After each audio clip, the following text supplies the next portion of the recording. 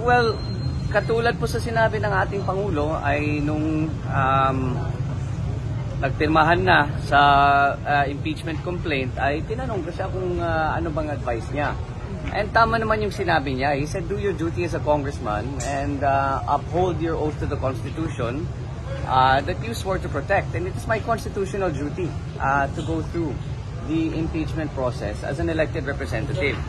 Now, as to why I was the first one to sign, alangan naman kung sasabihin ng tao na gusto nilang huhukayin yung lolo mo at itapon yung katawan sa West Philippine Sea.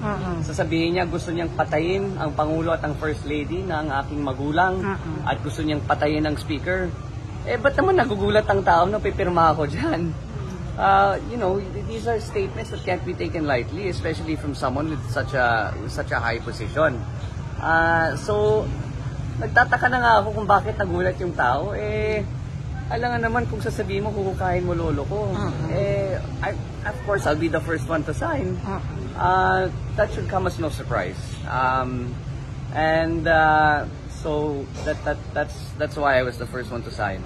As to the allegations that I was the one who spearheaded the movement for the fourth complaint, katulad sa sinabi ng Pangulo, I think people give me too much credit. I was given the opportunity to sign, and I did sign, but I did not spearhead any movement, or I did not try to convince anyone to sign. I think they did that on their own volition.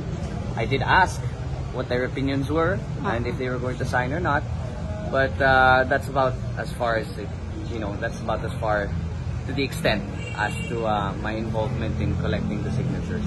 Overwhelming yung numbers po, sir. More than the required numbers. Yes, well, the required was 1/3. Umabot ng 215. As of today, I heard nasa 245 na tayo. May mga humabol.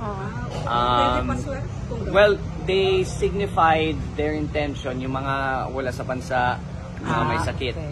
So 215 was within the complaint, but in terms of, just to set the record straight, in terms of putting it on record, I believe there was an additional 30 that wanted to signify their intent. So nagpadala ng isik, but even if it won't be counted in the complaint, I believe for archiving purposes, nasa 2. So I believe 80% of the lower house. Kasi sa press conference ni Sara kanina, sabi niya wala daw siyang sinasabing assassination threat against your response. Ano masasabi ko? I think we know the truth to that, so let's just leave it at that.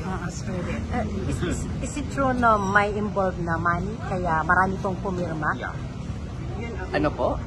Meron din na naibigay na pera dun sa pumirma ng mga congressman. I think that's just part of yung mga fake news ng mga DDS. Parte po yan ng smear campaign nila to discredit the movement. You can't blame them Alam naman natin kung sino ang amo nila. But no, there was nothing offered in exchange for the signatures. I was there in the room. Pinag-uusapan talaga ang articles of impeachment. And then people were given the choice to sign or not. But whether there was any exchange or any monetary offer or any sinasabi nila may akap or AKX na kapalit, walang ganun. Walang ganun na ibinigay. Yung sinabi sir, parang medyo reluctant sa complaint as of today. I'm sorry? Medyo hindi nila binibigyan pansin yung impeachment. Well, that's their choice.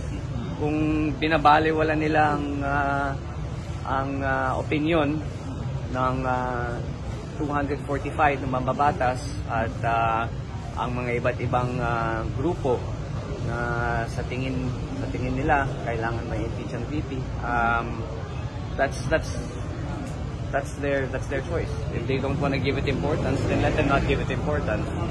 But given the numbers, to us, it's important.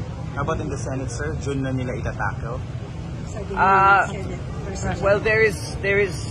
I believe you heard the statement of the SP that said the impeachment court cannot proceed until there is session. There are other lawyers who say that because the impeachment court is independent of the legislative body, it can proceed as soon as possible.